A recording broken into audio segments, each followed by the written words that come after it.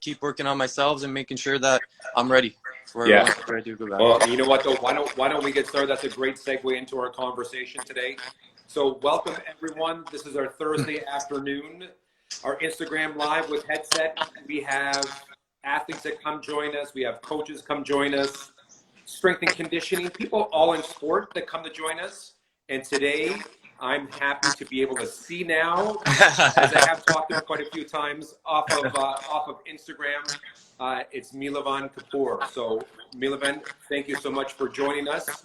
Yeah, I'm happy to be here. Yeah. We were talking before officially getting started on kind of how things are going with getting back to play for you. Yeah. And it sounds like the league that you play on, so you play overseas professional soccer. Yeah.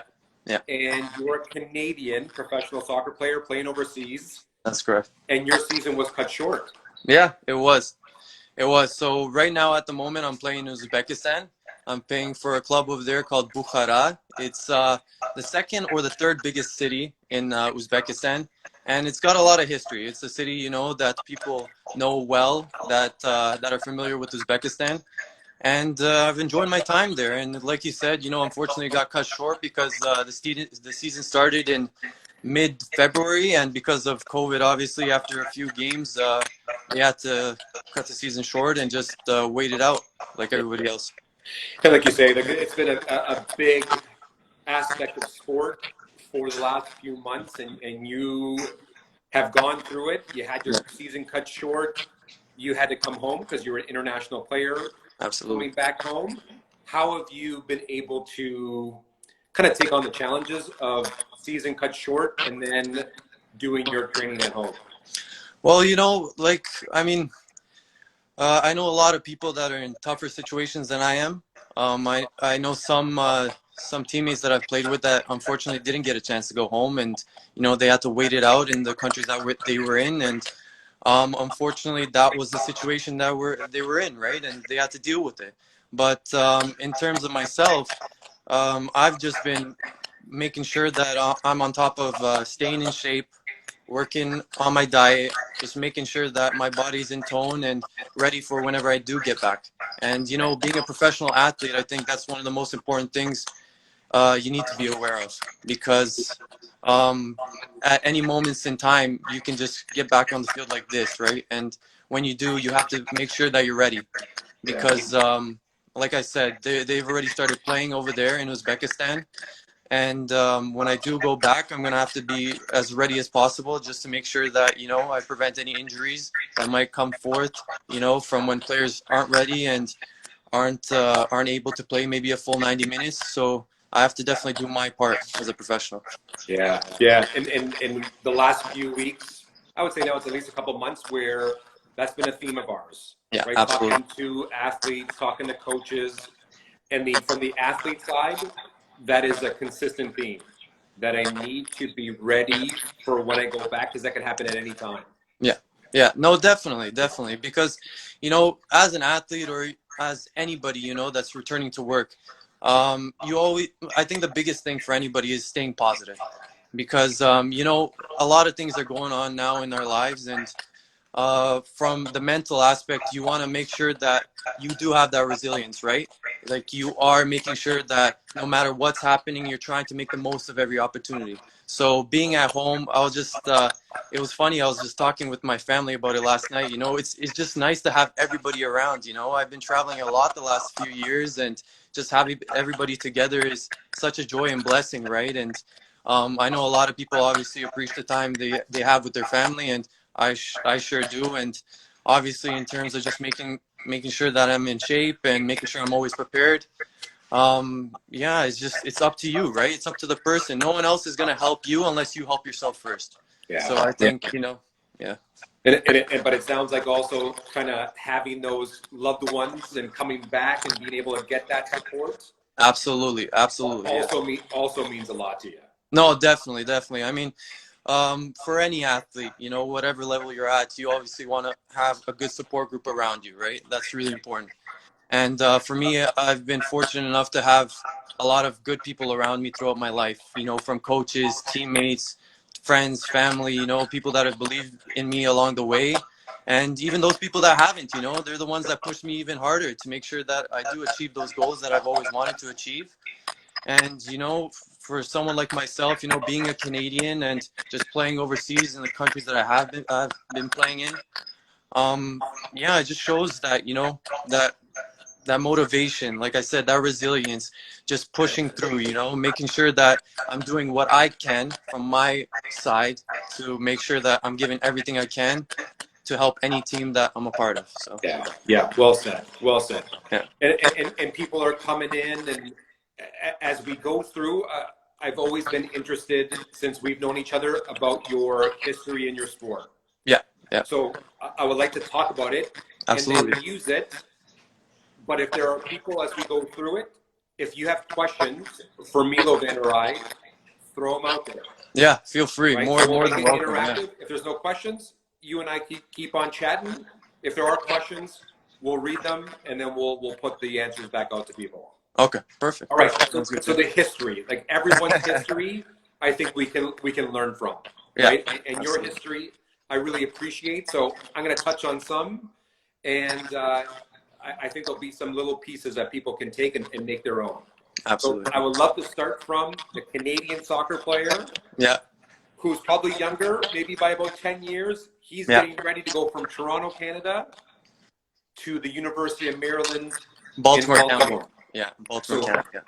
tell me about that transition from being a Canadian soccer player, then moving away to being a scholarship athlete in the U.S. for soccer. Yeah. Well, for me in particular, it just happened so quickly at that moment in time when it did happen. I remember it like it was yesterday because I was actually applying for Canadian universities in January of that year that I was going into, university. And I went to actually a tournament with my club team at the time, Vaughan. And in that tournament, I played so well that I had a few offers from different universities. And, making the most of an opportunity. And that's what it was for me. In that tournament, I played really well. I got a few glances from coaches. And I got the interest, that I wanted. And at the end, I made the choice to go to UMBC. And I'm really proud and happy that I got that opportunity to play for that university and just meet those coaches, meet the faculty, all the teammates. I have friends, that I'm going to have for the rest of my life that I've met over there. And, I'm so appreciative for the opportunity that they gave me. Those 4 years are 4 years that I'm never going to forget. And 4 years that I learned a lot as a person because that was the first time I went from home to live by myself. And I couldn't have joined a more family-oriented group. The coaches were always there by my side, trying to give me advice, trying to help me out. They understood, as a young athlete, going away from home for your first time, how difficult it can be. And it was a learning step. It was a learning process for me because, coming in as a freshman, you get, all this hype and energy. You do well. And then you sort of get that sophomore sort of dip because, it's a lot of pressure from school, social life, also from training. So, I mean, it was a real up and down roller coaster, but all in all, I'm super thankful for those 4 years. And I don't think I can say that enough to everybody over there from UMBC and everything they've given me over there. That's for sure. In regards to the mental skills, so HeadSet, and we'll talk about that a little bit later on, but it's about that mindset, right? So, absolutely. And many years ago, many more years ago than you, I made a transition from high school to university sports. Mm. And that transition, any transition is difficult, right? So I agree. what were the mental skills that were helpful for you to make a transition? Well, for me, I think one of the biggest things was just having the stress management. So being able to deal with the different stresses that you have when you're a student athlete. Because although you are an athlete at this university, student part comes first. And, as a student, you obviously want to make sure that you're doing well in the classroom and making sure that, your grades are up to par. And I have to give credit to all the academic faculty over there at UMBC, that dealt with the athletes. academic advisors, you know, everybody that was a part, you know, of the different teams and the programs over there, because they did their part to help give aid to athletes that needed it. And like I said, you know, the stress management is huge because, like I said, you have ups and downs throughout your days, throughout your weeks and months. And it's how you cope with it. It's how you deal with it. You know, you're always going to have difficult times, but it's just, you know, picking yourself back up, right? Knowing that the next day is going to be better, staying positive, you know, being proactive in terms of asking questions, asking for help. You know, I had some teammates that would keep everything inside and really wouldn't, you know, express it. And I could tell that hurt them at times because, you know, they didn't share, they didn't ask those questions that maybe they wanted the answers to. So, I mean, everybody deals with their problems in a different way. But my biggest advice would just open up to somebody, you know, just be able to share those questions. And I think that's what HeadSet Sports is. HeadSet Sports can provide for athletes is just being able to, you know, be that shoulder you can lean on and have those questions answered and be able to answer maybe those questions that you didn't think you had or that you have in the back of your mind that don't come up as often. So the athletes can definitely relate to HeadSet Sports for sure. And just what you're saying is a couple of things to just take away. And for athletes is, one, social support. It might be there for you, but you got to go after and get it. Absolutely. Absolutely. Right? No one's going to do it for you. Yeah. And it doesn't have to be a sports psych. It could be your coach, could be your family, could be a teammate, could be a counselor at school. But it has to be a two-way street. Yeah. Right? And that's what you're telling me. Like, I had a support network, but I actually went out and got that help, which was important. And for athletes, it's really difficult to take that step, right? Because sometimes it's an ego thing, right? Like sometimes they're worried that, you know, if I'm asking these questions, maybe I'm not strong enough. And that's okay if you're not strong enough. Like that's the whole point of learning and, you know, and developing those skills, because you can't be as developed at 29 as I was at 19, you know? And that's the thing. Like at a younger age, I think one of the questions came out, what would I be done differently? Like, I think at a younger age, I would have been more open, you know, like I did have those questions, but I thought, you know, I could deal with it myself, where I feel like a lot of times, maybe if I asked somebody those questions, I would have maybe dealt with the situation a bit quicker, right? Like it wouldn't have taken me as much time. So, yeah, well said. Well said. And you mentioned that in university, but I would probably also say in pro soccer, football as well, is that there are ups and downs every year. Absolutely. Right. So understanding that those are going to happen, and those might be daily. Yeah. Right? So being able to cope, like you're saying, is very important. But first you have to know that it's not going to be a smooth ride. There are going to be ups and downs, and that's with every season. Absolutely. Absolutely. And that's the thing as an athlete, you have to accept that, right? I know a lot of times as myself, like I was really hard on myself at a younger age because I just wanted it so badly. And I remember one time the head coach, Pete Caringi, took me into his office at UMBC and he told me, he's like, Milovan, I see you working so hard, but you're almost like a mouse in that role. You know what I mean? In that little runner. It's like you're running in the same spot. You're running so hard after that, you know, cheese at the end, that goal that you want, but you're not getting there because you're not sort of opening your eyes. You know what I mean? You're not looking at the broader picture.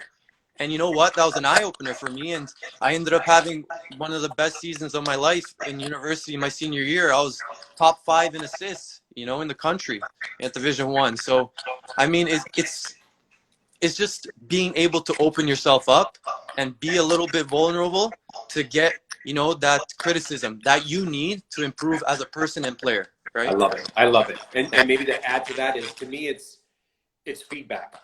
Yeah, it's information. absolutely. Right? Yeah. If I could go back years ago, I would say the same thing you are. Just be open-minded to information, but it's not criticism. It's nothing bad about you. It's just information. Exactly. And every athlete needs to take it that way. Like, for example, if a coach says something to you, okay, you can look at it from two ways. You can completely ignore him and say, what is he talking about? Like, I don't need his advice. Or you can actually open up and be like, okay, let me take in what he's saying. Let me see how it's going to improve me. and let's go further. You know, let's like, a coach is not going to want to say something to you to make you worse as a person or player. That's what athletes need to understand. Like, sometimes they get frustrated maybe if they're not playing or things aren't going their way, and they take it out on other people. But you got to look at yourself, and you got to ask yourself, what am I doing wrong? Before you start looking at, you know, the other things, you got to ask yourself, what am I doing wrong? And that's, you know, that's a huge thing as an athlete if you want to make those steps further, because a lot of times you want to blame it on somebody else. You know, that's the easiest thing. Oh, it's his fault. You know, oh, the coach, he shouldn't be doing it that way, or this and that. But you as an athlete, you got to be like, okay, I'm zoned in. I need to make sure I'm giving 110%, you know, the best of my ability. And, you know, whatever way it goes, it doesn't matter, because I know I did my part the best I could. So. Yeah. And coaches, they see the same thing. Like, you athletes at that time might not see it that way, but coaches, if they're taking time to be able to give feedback, they're wanting to give you feedback. Yeah, absolutely. Right? And that's an important piece, as you're saying. It's the perspective of the feedback that you're given. So I can take this as something that is helpful for me as a player and as a teammate if you're a team sport athlete, or I can close it off and not listen to it. Yeah. And I think that's an important part for young athletes, but also those athletes who are now coming back to play, because things might not be the same as when they left it. No, exactly. I agree 100%. And, you know, because of these times, athletes just have to accept, you know, what's in front of them and just be like, okay, this is how it is now. You know, let's deal with it head on and let's go after it. And, you know, that's the kind of mentality that you have to have, because if you do have that mentality where, I don't know, you know, this is going to be too difficult, that's when your body reacts to your mentality. If your mentality is positive and, you know what, I'm going to do it no matter what, your body gives you that extra energy and your body feels that. But when you're negative inside, then your body reacts also. You know, you don't feel as good as you maybe should feel. And, you know, you're not able to make that run that you should be making, or having that energy to make that slide tackle to get that player. So the mindset is huge, because it just affects your whole game and also your persona and character. So. Yeah, and I love it. I can almost kind of imagine that you almost tense up, right? Yeah. So when you're defensive to it, you tense up and you don't let that fluidity happen, right? That's that mind-body piece that you mentioned, that you have to be open to be able to play at your very best. And I think you mentioned it so well in so many different ways in regards to that connection. Yeah, and that's the biggest thing. If anybody is watching this, it doesn't matter if you're an athlete at the professional level or, you know, you're just getting started. You just have to understand that this is a sport that you love to play, you know, and you have to enjoy the ride. I know a lot of people also, you know, they're looking at the end result. What's going to happen in 5? What's going to happen in 10 years? That's great. Don't get me wrong. You want to have a goal, but enjoy the journey, you know, enjoy those training sessions, enjoy the camaraderie that you have with your teammates. Like, like looking back on it now, I'm going to be 29 in August, and I can't believe, you know, I finished university 7-8 years ago. You know, it feels like just yesterday I was with those guys playing it on the field, doing those runs in the morning, you know, and it's unbelievable how fast time flies. And people just need to understand that it's all about enjoying yourself, right? Enjoying the time that you have with your teammates and your team, and tracking it all back to the mental state. It's about having that resilience, right? Having that motivation, the confidence that when you're with your teammates and when you're all alone, you have to make the most of every situation and opportunity. Yeah. And to me, what you mentioned, especially towards the end of this question, was you got to try to be as present as possible. Absolutely. Right. Absolutely. And if there's some silver lining pieces to COVID-19 and sport going away, is that maybe people can appreciate when they get back kind of what wasn't there. Yeah. Right. Those hard times, they make you work. Exactly. Right. And there's something to being able to get through a struggle with others, but sometimes to cope on your own, you feel a level of success that maybe being away from it, people have kind of lost that little piece to it. So I think that's some really nice feedback as people return to play. No, definitely. And I agree absolutely with you in that, you know, in these times, people just need to understand that it's up to them, you know, to deal with it how they want to deal with it, right? Like they have to make sure that they're doing the best they can to make sure that they're ready for the situation or what's going to happen next. So. Hey, can I ask you and make it a little bit more personal Sure. in regards to, so you're home now, you're getting ready to possibly go soon, but how do you stay present being in your hometown and then not being kind of taken away of what's going on in your league as you're here? Yeah, no, that's a great question. In terms of myself, it's just it's that awareness and that motivation factor. So in terms of motivation, it's making sure that I'm doing my part while I'm at home, that when I do get the call to go back, I'm not at 50%, but I'm at 100%. And that's my duty as a professional athlete and a teammate to my teammates. I need to make sure that they know that they're working really hard for the team right now. And my way of showing that respect is making sure that I'm working my, you know what, to get to that point where they are. And that's sort of my value that I'm giving to them. And also making sure I'm staying in contact with them, you know, sending messages, seeing how they're doing, how the training session's going, how the coach is doing, you know, just keeping that contact with them is huge, obviously, as well.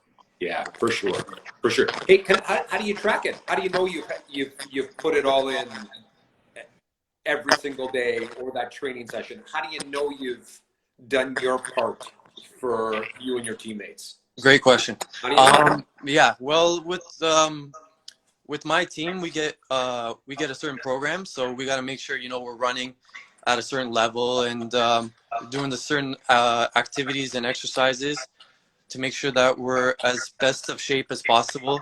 Like I said, you know, you can train as much as you can individually, but when you are training with the team, it's a different environment. Yeah. And when you're touching the ball with your teammates and doing these short-sighted games, it's a different type of intensity. So unfortunately, I don't have that at the moment, but you know, I can only do so much by myself, and I'm trying to do the best I can alone. Yeah. So if you don't mind, let's move forward Sure. to those 4 years. It sounds like that last year at university, you had a really good year before turning pro. It felt like. Yeah. No, I did. I had a great year. Yeah. And then you transition and you go overseas. Is that correct? Yeah. So what happened was, last game of my last season, I ended up getting an injury, and what happened with that injury was it ended up being worse than I suspected, and I took a half a year off school. Sorry about that. I wanted to pursue going into the MLS at that point because there was a slight opportunity of maybe me taking that route.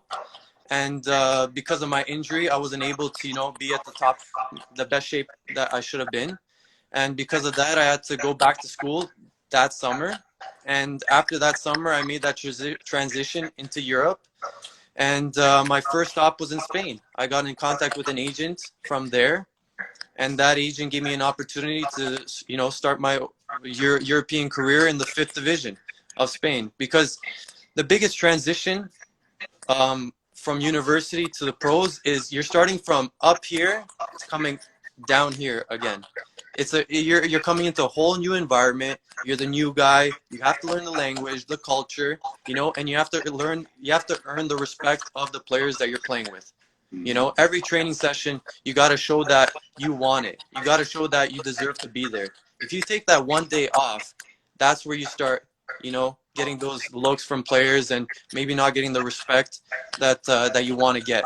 So my advice also to anybody that's listening is, you know, making sure that you understand, even though you think people aren't looking, there's always someone looking, no matter what. Yeah. So the motivation piece, it sounds like it needs to be there. Absolutely. Right? That Absolutely. there. Absolutely. If you can touch on, what are some other mental skills that helped you out that first year? Well, that first year, I think the biggest thing was resilience. So for me, just having the resilience to deal with the different situations. So, you know, being the new guy, I obviously knew I wasn't going to get accepted right away. So I had to prove myself. And, you know, knowing that after first week, like, you know, maybe I wouldn't get a, hey, good job, or I wouldn't get, you know, that pat on the back that maybe when you're closer with your teammates, you're going to get. So I knew coming into that environment, I was going to have to fight for that. And rightfully so. When you look at it, Peter, over there in Spain, there is hundreds of thousands of players. And for me as a Canadian to come into a team like that is almost, you know what I mean? It's very difficult. It's unheard of. It's unheard of. So that's what I mean. Even though it was at that time the fifth division, I still needed to prove myself and prove my worth, right? Because there's so much competition over there. And it's earned. I love that part, and it's been without saying it specifically, that's been a big part of your career, university, early pro, is knowing that you have to earn it, and it might not come right away. Absolutely. Absolutely. Whereas you went through home, playing soccer, going up, as you go from a freshman to a senior, you earn it, but then you have it, and you get used to that sort of status. Then you get knocked down. Yeah, no, definitely. And that's the biggest thing, right?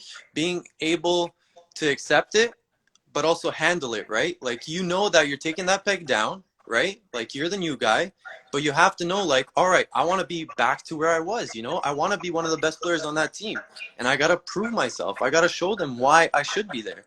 Yeah. And that's, you know, as any professional athlete would tell you, or anybody just starting out, it's a nonstop work on yourself. You have to work on yourself all the time. You know, you learn something new every training session, every single game, and you take that and you have to improve on what you maybe didn't do as well to make sure you're doing that better for the next game. And that's where, you know, you deal with, like I said, like that awareness, right? Making sure like I'm there, you know, I know what I'm doing, what I need to do, and why I'm there, right? I want to be there. Like, obviously, I would have loved to make a jump into, I don't know, the second division of Spain or third division of Spain, but I was in the fifth division, and I said, okay, I'm here, you know? Like, let me make the best of it. That's it. I love it. And something you said a few times that I wish people will take away, and we can continue, you and I, and with HeadSet, just kind of that awareness piece is one of the greatest mental skills that someone has the ability to use. Yes, I agree 100%. And, you know, for anybody that's watching this right now and listening, if you have any athletes, you know, like just guys starting up, or girls for that matter, that are just starting, you know, and playing right now, HeadSet can provide those mental skills that athletes truly need to work on, but also develop to a point where, you know, they're confident in themselves, right? That confidence, like, I can do this, like, this is who I am. That awareness of, okay, the situation is what it is, like, let me make the most of it. The stress management of different situations, right? Handling, you know, when you're not doing so well and picking yourself back up. The motivation factor, right? Like, I want to be the best that I can be. I want to improve myself. I want to show, like, my qualities, right? And obviously the resilience. Just making sure, like, even though I'm getting punched once, twice, three times, you know, making it very difficult on myself, I know that, you know what, I'm going to get back on my feet because I want this really bad. I want it more than you want it. And that's that mentality, right? And something that we've talked about before is that the athlete who's able to fail fast, because you're going to, every practice, every training session, every game, there are going to be challenges. Yeah. But if you can accept it and then deal with it quickly, then you're that much further in regards to your own progression, but in comparison to others too. And I think that's so important. And that's the biggest thing I feel like any athlete that has played a sport can relate to. It's, you're going to make mistakes, right? Like, that's everybody needs to accept that. Like, you're going to make mistakes. It's natural. But it's how you react to that mistake. You need to understand that what I just did, I can't change anymore. Like, that's happened. That's in the past, you know, and you have to say to yourself, okay, that's happened. Let's move on. You know, let's keep going. Let's not worry about that right now. I'll think about that later. Let's keep going. Let's move on. And that's that's something that, you know, puts you that step ahead maybe from other people that don't have that resilience, right? Don't have that mentality. Yeah. And it's planful, right? You have to work on having a plan so you can implement it. Yeah. It's too hard in real time. No, it is. Yeah. It's way too hard. You have to practice it and then be able to implement it in real time, because you just can't turn it on when you're in the heat of battle in a soccer game, a hockey tennis, whatever the Tennis. sport is. Yeah. Yeah. Hey, another question for you. This is my curious question Sure, go in for regards to your career. it. So you've played for different teams along Yeah. the way and moved your way up and through Europe. For those who may be going into a new situation come return to play, how do you overcome the challenges of the new team? Even as a veteran, even as Yeah. someone who's played pro for, when you go to a new team, that's a totally different Different. Yeah. thing. Yeah. My advice for anybody, you know, switching, being in so many different teams, being fortunate enough to be in so many different teams and experience the experiences that I've had. First impression is huge. I think for me, that first look that people have on you is sort of, you know, what they think of you right off the gate, right off the bat. And for me, it's making sure that you come in, you know, humble. You come in as welcoming, you know, as open to these people. And you have to understand you're coming into their culture, you're coming into their team. So you're looking for their respect and their warmth, but you can't expect to just get it right away. You have to earn it, right? And you have to understand that no matter where you're going to or where you want to be at, where you are is where you are at that time. And you have to make the most of that opportunity that you have. So if I want to make the most of an opportunity in a certain team or place, right, I need to make sure that everybody around me is on the same page as me. So if I want to get to that next level or next step, I have to make sure that everybody around me is trying to help me and support me and work with me to make sure that our team is better and that everybody on the team is at their full potential. And that's what makes a team successful, you know? And you see many times, even in games, basketball games, soccer games, hockey games, you know, maybe the better team on paper doesn't always win, you know? But it's that resilience that some of these maybe teams that have a better team spirit, you know, that camaraderie that prevails over, maybe you can say, like, that talent that other people have, you know. So there's so many factors. There really is. Hey, how is the working on different teams helped your leadership outside of your play, physical Yeah. play? But it sounds like your leadership has really developed being in all these different situations. No, it has. It has. And you know, to be honest with you, Peter, I've learned so much just through the years of being with these different teams and the different teammates and coaches that I've had with me.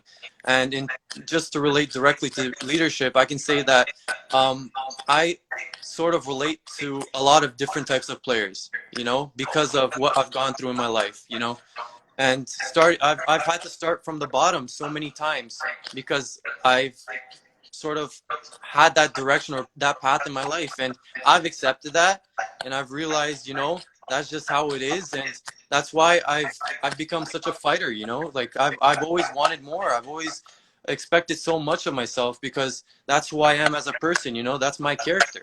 Yeah. And as a leader, you want somebody you can look up to. You want somebody that you can talk to, right? And I think that's what I offer most to a lot of my teammates and a lot of the teams that I've been at, is just being that, you know, that shoulder you can talk to, right? You can lean on. And, you know, from a coaching aspect or from the players, is just being that middle person to keep everything together, right? Yeah, yeah, and even and it's been so interesting just kind of hearing from you. But I like to pick out some of the words that you use because that's who you are and you live Sure. it. But I think athletes have to listen and pick them out. But here's the ones for me from you. You say opportunity a lot. Yeah. Which I love. Right? Yeah. To me, that is a mindset, right? Yeah. A new team opportunity. Coming back from being off opportunity. Training on my own an opportunity. Yeah. Yeah. Humility or being humble in sports doesn't always, you don't hear about that a lot. Yeah, I agree. Yeah. But I think there's a lot there that comes with being a great athlete is that connection, yeah. Somehow your feet are still on the ground, right? Yeah, yeah. And maybe at the highest of highs, you got to still be humble. Even when you're at the low, you got to have your feet firmly on the ground. Yeah. And that's important. That's huge. I agree 100% because at the end of the day, no matter how much you play a certain sport, you know, your character and the person that you turn into and you sort of develop over the years is the person you're gonna be, after the sport, and that's the person that people want to be able to talk to. People want to be able to relate to, and I think that's the biggest thing. Even like we talked about before about headset is just being able to relate. Right, that's the biggest thing with athletes is just being able to ask those questions and get those answers that they need in terms of developing their strength, right? Their mental skills. So it all goes full circle at the end of it. But like you said, an athlete, each athlete is different, but the way I am has helped me become the person that I've become. So that's why I've sort of, had those humility and making the most of my opportunity as, key, I guess, like core attributes, if you will. Yeah, and to me, those are learned too. Yeah. There's probably a lot that came from within who you have been. Yeah. But it still sounds like you're trying to develop them. At least be aware of how important they are and how they can be used. Yeah. No, absolutely. You're learning every single day, Peter, and you can probably attest to this yourself. You can learn something every single day from different athletes, different stories, different experiences that people have gone through, and you can be like, hey, like I totally get it. I understand where you're coming from, and as an athlete, you can only do so much, but I really want to give back. I want athletes to relate. I want them to understand, that there's other people in the same boat as you. You just, got to be able to be open up a little bit and just accept that you need stuff that needs to be worked on and just work on it. That's it. Just work on it. Yeah. And again, doing this work for a few years now, but also with the Instagram live pieces, I always try to listen for trends. Yeah. Right. And to me, these trends of really good athletes, they're consistent. Right. So that humility that you mentioned, that hard work that you mentioned, the open-mindedness that you mentioned, coping that you mentioned. Yeah. They might sound cliche that you need those. Yeah. But people talk about them over and over again, and they talk about that it's work to sharpen them up or get better. No, absolutely. Absolutely. And, we might sound like broken records to some people that are listening, but, it's what it is, That's why a lot of athletes have become successful because they have these attributes, It's not rocket science, Like as an athlete, you have to understand what works, for you to become successful, and what are some things that might deter you from becoming successful, right? Like the different stuff, of blaming other people or not being able to have that, resilience in certain situations, or putting yourself down too much, when you don't need to.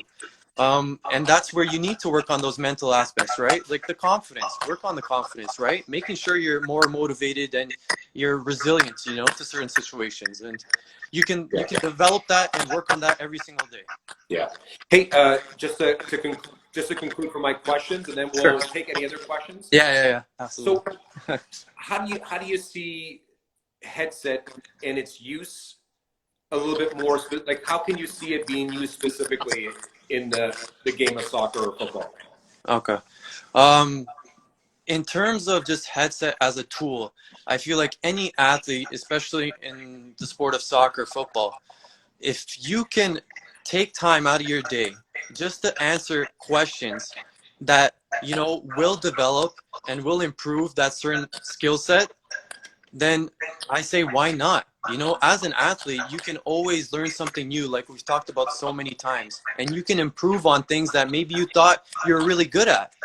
But when you do get those questions that, maybe you weren't thinking of at that time, you do say, hey, you know what? Like this is absolutely right. Like, this is how I feel, this is what I should be doing to maybe get a better result in a training session or make myself, more dominant on the field.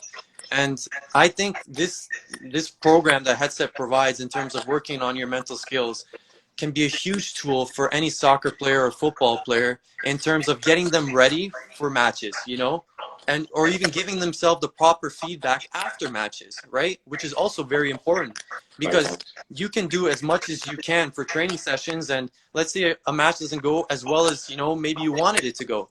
but it's about learning from that, right? That's not going to be the last match of your life.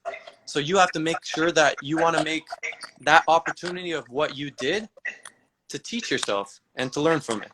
Yeah. And that's what HeadSet can provide for sure. And especially at your level, it's those little things that you do that could make that difference. Absolutely. With a play, with the team and leadership, it's those little things that you're just trying to add on to the skill set that you already have. Yeah. Yeah. No, definitely. Definitely. Yeah. And again, I'll mention if there are any questions that you have for Milovan or myself, throw them out there. Some final pieces for me before we conclude. Yeah. Where do you kind of see yourself the rest of the year, a year or two from now in regards to the sport? Yeah, good question. Good question. I sort of ask myself that a lot of times, and I have that discussion with my family and my wife. I would love to play the sport as long as as long as I can, as long as my body feels as though it can go. And you know, whether that's 2 years, 4 years, 5 years, we'll have to wait and see. But I just want to make, like I said, the opportunity part. I want to make the most of every opportunity that I have, and just understand that, or even anybody that's watching, any athlete, you know, that wants to be at that professional level, it's a very small window. You know, you can be a professional athlete for maybe 10 years if you're lucky, or even 15 years, you know, if you're even more luckier. But at the end of the day, it's about making the most of that small amount of space and time. And I don't know, it's all about, like I said, making the most of your opportunities. I feel like a broken record, but it's true. That's what it comes down to. It's to me as I listen to you, it's the keys to your success, but it's the key to so many high level athletes. What they have to kind of keep in mind, right? And that's so important at any stage of your career. It's just understanding that, taking advantage of those opportunities. But it's making it your own. You have to have your own recipe to be able to get the most out of your time within your sport. Yeah, no, definitely. And that's the thing, right? I feel like when people watch soccer or basketball or hockey on TV, they say, oh, I can do that, you know, like, oh, that doesn't look as difficult, but they don't understand what really goes on behind the scenes and what it really truly takes, you know. And looking back at my situation, being a Canadian, like, it's very difficult for a Canadian player to play in Europe. That's just the facts of it. It's because, you know, Canada is known for their hockey, rightfully so, rightfully so. But just being a Canadian overseas and playing in Europe, playing in Asia, it just shows like that drive that I've had, right? And that determination of wanting it so badly, you know what I mean? And doing what I've needed to do to make it all happen. And like I said, I've been blessed with all the opportunities that I've had, because I know some people don't get the opportunities, you know, that other athletes maybe do get. But like I said, you know, when you do have a chance to prove yourself or to make the most of, you know, like I said, an opportunity, you want to make sure you're ready. Yeah. You want to make sure you're ready, because the competition is huge, Peter. Every year there's another, you know, another 17, 18-year-old coming into the professional game, you know, trying to prove themselves as well. And, you know, in my situation, I'm not getting any younger, I'm getting older. So, you know, it's up to me to make sure I'm at the top of my game as much as possible. Yeah, and we've been blessed just to have you for this time and to be a part of it with you. I'm really appreciative just to spend that time, and I always like talking to you and going through the. We always have good conversations. Yeah. Hey, again, we don't know where the future takes us. If I would love to bring you back on once the season starts back up again. Sure. Yeah, we can do that. And just get your thoughts. I know there'll be a time change to things. Yeah. No, but I can give a more like in-depth. Yeah. I know personally, I would love it, and I'm sure the people who are listening live, or if they were to hear it on our Instagram page, I think they would really appreciate it. I know I would. So yeah, if you're okay with it, I would love to do it again. No, I would definitely. I'd love to do it. And awesome. Like we talked about before, Peter, it's about giving back. You know, you're an athlete yourself, and me being an athlete right now, it's just, giving back to, to other athletes right now that are going through what I'm going through, or athletes that want to get to the stage where I'm at. Being able to relate, being able to ask questions, be open. And if they can take anything from this conversation, it's just about, wanting to learn, wanting to develop your game, wanting to improve this here so that everything else is in check. Yeah, I love it. I love it. And that's what I really appreciate about you, is that giving back part. Yeah. And you can tell, I'll be honest with you, from phone conversations to Instagram Live, you can tell that heart part that you want to be able to give back for others within your team, but also your sport. So we're blessed to have you. We'll do it again. Good luck with the rest of your training until you are able to get back to your team. Thank you. But I hope we can do this again. Yeah. I can't wait. Awesome. So we'll say goodbye, everyone. Milovan. Yeah. Take care, everybody. Say Thanks so goodbye. much. Yeah. Talk to you soon. Awesome. Bye-bye. Take care, Peter. Bye. Take care.